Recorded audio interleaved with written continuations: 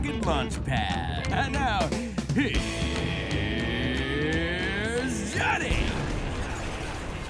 Hey, it's Johnny Rocket here at the Johnny Rocket Launch Pad, always launching ideas in your direction in Northwest only rock and roll libertarian radio show. I'm here with my co-host, Mr. Kurt Nelson. Fucking A, bitches. My voice of reason, the beautiful Heather Nixon. Hello, how are you? Guess what? We just got off the phone with Tony Reyna. He was awesome. With Yeah. Greaser Social Club Worldwide. That was pretty cool. Badass mofo. You know, it's kind of cool every once in a while to break away from the norm and do a rockabilly, rock and roll show. We kind of brought a little liberty in there, but You managed to squeeze some in a little well, bit. we did, but it was cool. I just wanted to get like a normal dude saying, hey, I listened to the fucking show and I dig this shit. We should just get some normal people on the show and be like, hey, you're libertarian, right? Well, not really. Well, you don't should like, be. you don't like people fucking with you, right? No. Well, you're a libertarian, aren't you? Do you like to pay taxes? Well, no. Then you're a libertarian. Ha ha. You're a libertarian. Anyway, so this is Johnny Rocket here at the Launch Pad, always launching ideas. And guess what? We have another very special guest. 2 in a row, dude. 2 in a row. Hey, and by the way, we've had double features now. Twice. That's true. Back to back. That's true. That's weird. We've never done that before. It's weird, but it's cool. It's weird. Cool. It's weird, but it's cool. But it's badass. It is It's great badass. for our ADHD listeners. Yeah, totally. Like do the rug sweep with them. They'll be like, "What the fuck What did just that happened to me? happen?" And they're like sticky, broken, confused, Yeah, and they don't totally. know what just happened. We're here, and we have our very special guest. He ran for Washington State House of Representatives, 48th District, Position 2, and he's the author of The Profit Bargaining Ratio: The Production, Distribution, and Consumption of Human Value. That was in parentheses. Well done. 2013. Give it up for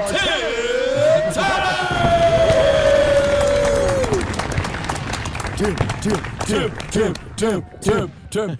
And by the way, Tim, you gave the most inspiring fucking speech ever at the Libertarian Convention this year, man. It just blew everyone away. And I knew it, man, because I've always told you, man, you are a fucking libertarian rock star, dude. I'm not the rock star. You are, my friend. You are a badass. His speech had the entire place. Standing ovation, tears. People Sweet. were fucking throwing flowers at him and everything. Confetti bombs going off. Confetti bombs, you name it, man. That shit was off the chart, man. And I think it had something to do with flowers. Yes, gardening, growing. Gardening. Are you a gardener, Tim? I've gardened in the past. I don't grow much now. But You're not like a weed grower, though. no, I've never done that kind of gardening. I don't actually I don't like mind-altering chemicals. So Oh, okay. I don't smoke marijuana. I don't drink alcohol. No, he doesn't. I don't even like taking medication if I can avoid it. Oh, right on. Do you drink coffee? I don't drink coffee. I do drink soda. How do you live without I drinking know, that's coffee? weird, man. Well, it's funny because you get like a chemical dependency on it, and then you can't wake up without it. And Yeah. so I've never had to deal with that. Okay. He's So kind of smart. My system doesn't is. require a. Yeah. Smarter than me. Us. Wait, hold on while I open a monster. All right. Oh, the All right, irony. I'm going to finish off this beer and grab another one, too. There we So go. Timothy J. Turner works as a game developer, and he's worked at Turn 10 Studios. Are you working right now in any special projects, or are they all like under secret development? It's kind of under secret development, and of course, what I actually do at work is pretty closely controlled. So, but I am working on our next title, Forza Motorsport 6. So Oh, okay. Wow. It's tools development. So all the stuff that we have in the game, and I've got to be careful how much I say here because I'm not I'm don't not an authorized spokesman for the studio, but all the stuff that we have in the game, like the tracks and the cars, those are very highly detailed. So if any of you ever played No. Forza Motorsport 6? Not Right. that particular one. So- I bet this guy has right Okay, here. our intern does. So all right, so Mikhail's in the back here. He's like, yeah, I played that shit. those cars are really highly detailed, and we have all these in-house tools that we use to create those tools. And so my job is to run an automated set of tests, and I make sure that all those tools work. So as we upgrade and change and improve those tools, I make sure that those actually work before they go to the artists, so the artists don't find horrible, terrible things happening when they push buttons. Wow. That's- Well, that's very my cool, job. man. That's a badass job. It's like, what do you do? I do radio. You know what? My brother is a software guy too, and like you'd think he's my brother, and like he's working on like my brother in the past worked on the 128-bit encryption for Symantec. It was actually government classified for a minute, but he's my brother. So like I'm like, hey bro, come on, what are you working on? Like I'm expecting the inside track, and he's like, well, I gotta be careful what I can tell you actually, and That's weird, you though. know, It's and like he'll tell me a little bit. You know, It's your like, family, though. Yeah, You're like, I know. I swear to oh, God, so man. you can actually go into people's fucking computers and like look at people's emails. But no, and- it's a serious thing. Like they secret you. Like there's non-disclosure contracts and all kinds of stuff. It's a big deal. Wow, that's crazy.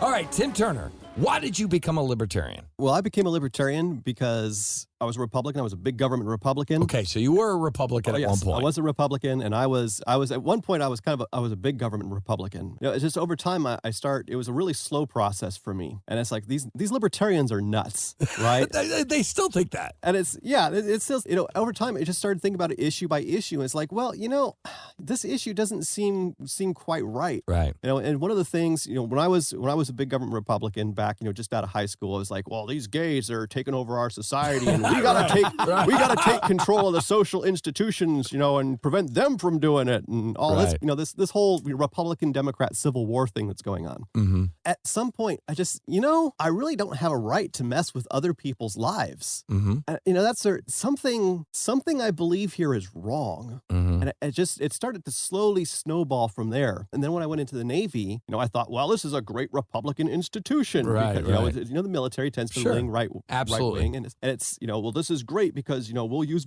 our bureaucratic powers for good. And then that's where I really saw, you know, the horror of just bureaucracy run wild. And it's out of control. It's like Girls Gone Wild, but with a bunch of people in suits.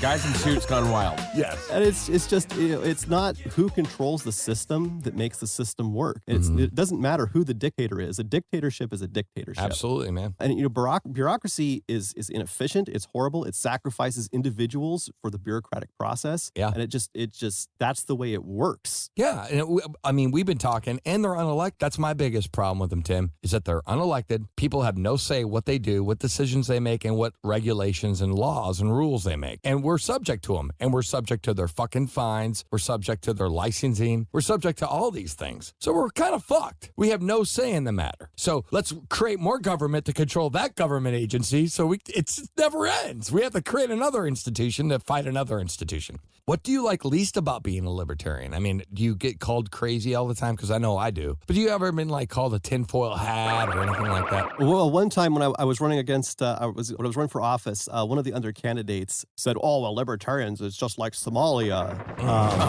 which is great. Yeah, sure. And the Democrat Party is just like what? Did Umbridge say that? No, it was actually the other guy in the other seat. It was not Umbridge. You know what I love about Heather? Heather will just whip out a name. Umbridge. Heather was like, you're trying to be like, you know, some guy, I'm not going to really say names. And Heather was like, was it Dave Johnson? It's Umbridge. Yeah, actually it was. I'm not going to talk about Harry Potter. I swear to God, Tim. I swear to God. I swear the lady that was running against me, it was like Dolores Umbridge's clone.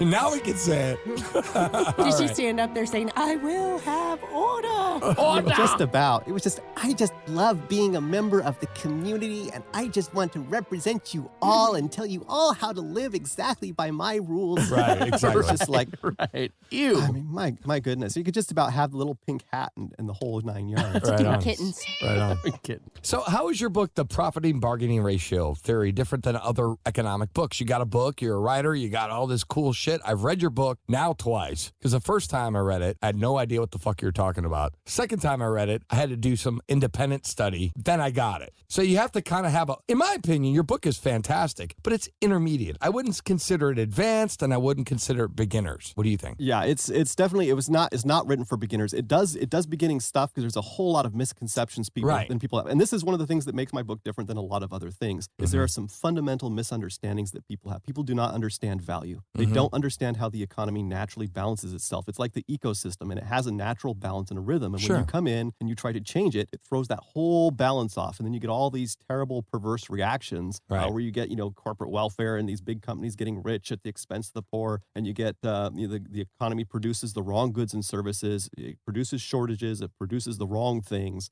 Everything just goes haywire. And so, you know, the job of the government is to make sure the economy maintains its natural rhythm and balance.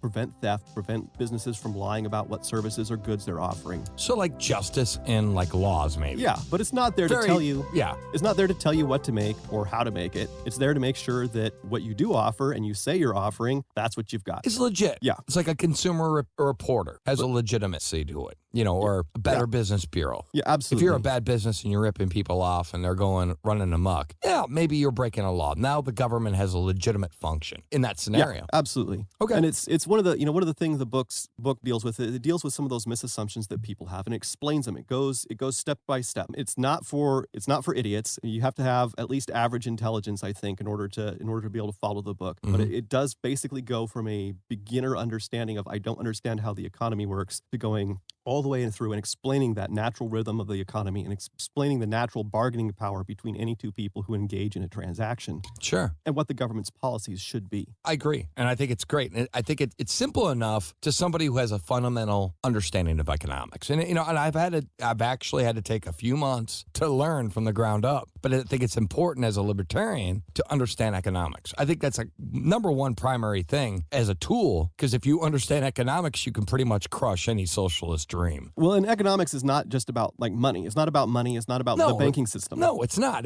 But it's all about human behavior. It's almost like psychology in a sense, but of markets. It is. It's been said that economics is the fusion of mathematics, physics, and psychology. Mm-hmm. Since you're not running this year, what have you been doing to keep politically active? I've been doing this and that. I've been getting involved with a couple events here and there. We're working on the King County Libertarian Party. One of the things that we're trying to work on is an initiative to help small businesses. It's kind of like we want to advocate for them. Big corporations, they have lobbyists. Right. The unions, they speak for themselves. But the small mom and pop businesses, they don't really have anyone to advocate for them in government. So one of the things that we're looking for is, what can we do to promote their side of the story, to get the government off their back so they can do what they need to do. Okay.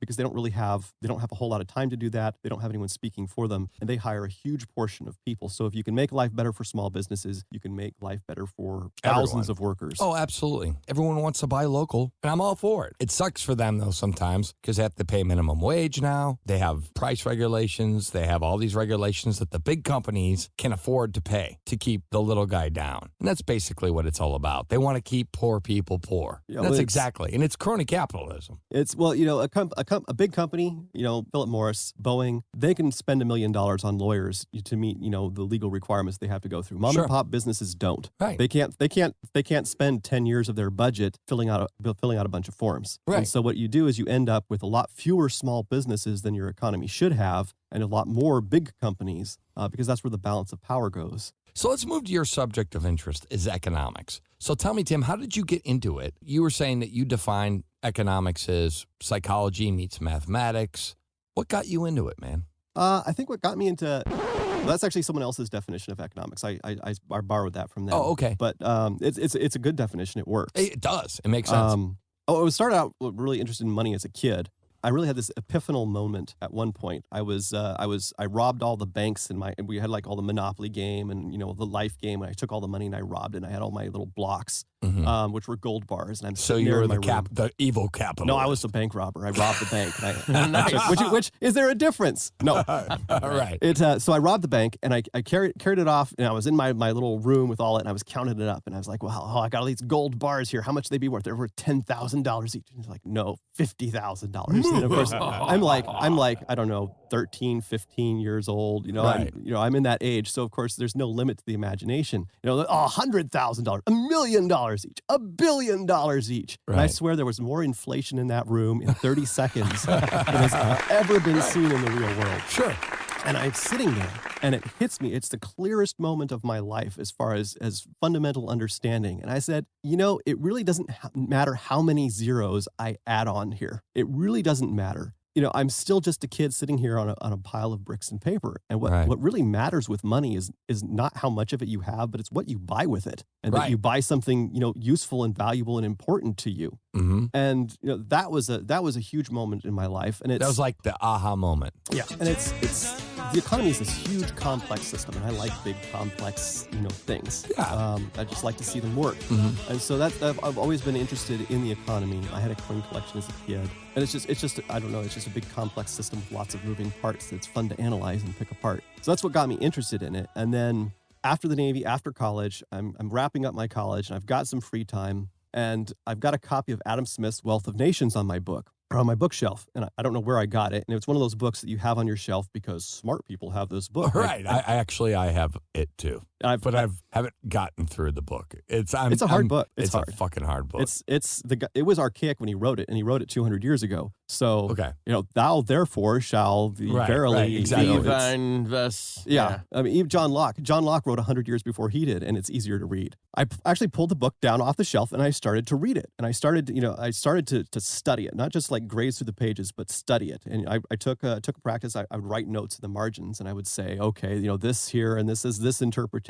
And if he means this and that, and if he means that, then, A and B. Right. And I started to pick it apart and go through it. And I started to, at that point in my life, I was a quote unquote capitalist. And I believe in free markets and stuff. And, after I read that book, I said, wow, this is what free markets are. This is capitalism. That's not at all what it's in the general vicinity, but it's not what I thought it was. And this guy is a genius. Exactly. I mean, he was brilliant man. He's kind of like an Asperger's spectrum kind of exactly. It's guy.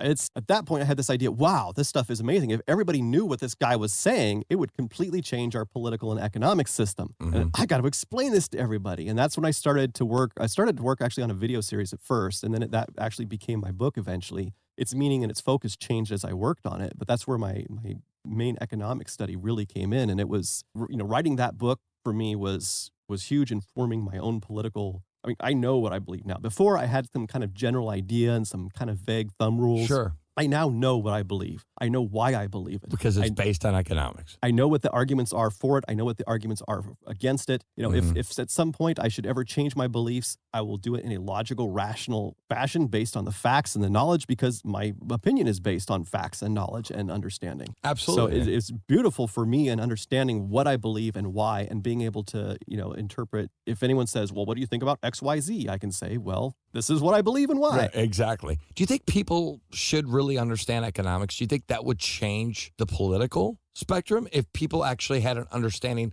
of, let's just say, Austrian economics versus Keynesian? What if the common person was just started reading Austrian economics? Do you think the political spectrum would shift majorly? Absolutely. If people understood it. And that's one of the things after I wrote my book and after I was going through this, I've done debate after debate with people, in person on the internet. And the problem is not that people don't know. This is something that I discovered, and it took me a while to figure this out. The problem is that people don't want to know.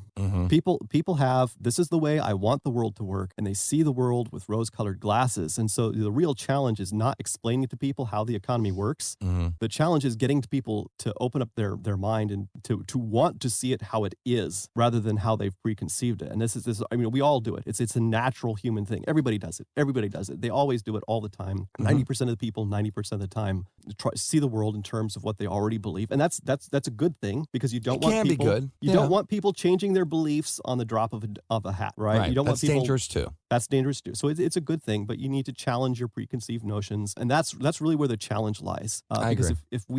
If people understood how the economy works and how people make decisions, that would massively change the way we run our government. Our government is this. We'd have a lot of anarchists and a lot of libertarians running around. Yeah, I don't know about anarchy, but we'd certainly have a lot smaller government, and a government which is more focused on taking care of the specific responsibilities that it's the government's job to do, Absolutely. Like the police and the court system and business honesty. So do you think that the government actively tries to keep people disengaged in knowing how economics and how the system actually works so that they can keep power? Well, that sounds like kind of like a conspiracy, and I've worked for the government, and it's not that organized. So it's not in anyone's benefit to fix this. Our school system is broken. We don't teach kids. I'm a big proponent. I think our public school system, we should have, every year of high school, we should have a major economics class. We should have a class class, an entire high school level class dedicated to reading advertisements and picking apart advertisements. This is how an advertisement is. This is how it's organized. These are the pros and cons. We need to teach kids how to buy houses and cars. Kind of when going through my high school experience, it felt kind of like the teacher sends kids home and say, go find an apartment. The kids who bring back a piece of paper they clipped out of the newspaper, they get an A. The kids who don't get an F, or they get a C, and that's it, because the teacher doesn't know how to do it. Right. And what we need to do is we need to get the kids in class and say, this is what you look for in an apartment. This is how you do it. These are the provisions Life of lessons, typical not just textbook bullshit. You send the kids home and send them home with 3 fake people. Here's Bobby, here's Susie, here's Johnny. Send them.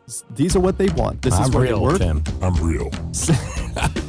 But have some test cases that the kids can look at and say, this is what these fake people need out of an apartment. Send them home to find matches for those specific people. And then they bring it back and they discuss it in class. Every student brings up their apartments that they found for these people. And they say, this is who we found for this person and why. We chose this one because it's close to a bus line. And this guy doesn't have a car. He has he needs to ride the bus. This apartment has, these facilities, and this is why I chose it. And that way it benefits all the students, not just the one who does the homework. And most importantly, to do it in this way teaches the student that different people have different needs. And you have to match what you buy to what you need, aware of what you need. And so it would teach those concepts, which I think is important. Anyway, I think to sum it up, I think we should focus much more on economic decisions in the schooling system. And we should retool a major part of our schools. I don't know where we get the money to pay for it. We should definitely retool a major part of our school system to teach these kinds of basic subjects. Right on. This is Johnny Rocket, man, here at the Launchpad, always launching ideas in your direction, Northwest only rock and roll libertarian radio show. I'm here with Tim Turner discussing his book, The Profit Bargaining Ratio. You can find it at Amazon.com. Is that right? How much is that book?